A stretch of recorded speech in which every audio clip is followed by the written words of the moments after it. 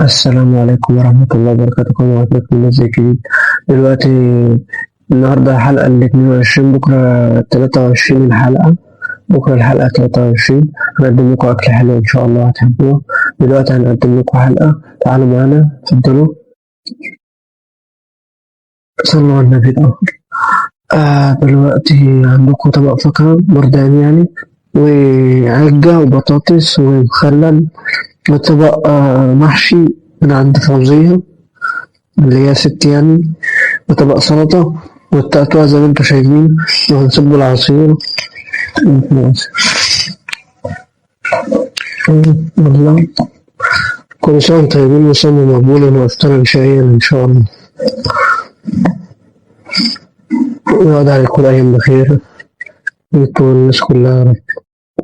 لو انتوا والناس كلها انتوا شايفين نصب التمر عشان ما القرآن يخلص والأذان يشهد. نشرب العصير ده ونفطر وكده إن شاء الله. هذا والشفاء على قلبكم. شايفين هذه حلقة النهاردة.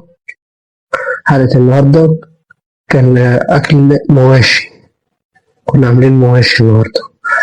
يا رب الحلقة أكلة المواشي دي تكون عجبتكم. أكلة هدوء بس حلوة، بنقول الحمد لله ونحمده ونشكره.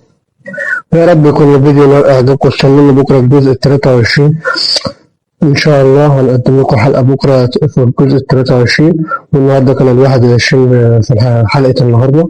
والسلام عليكم ورحمة الله، وأشوفكم على خير. السلام.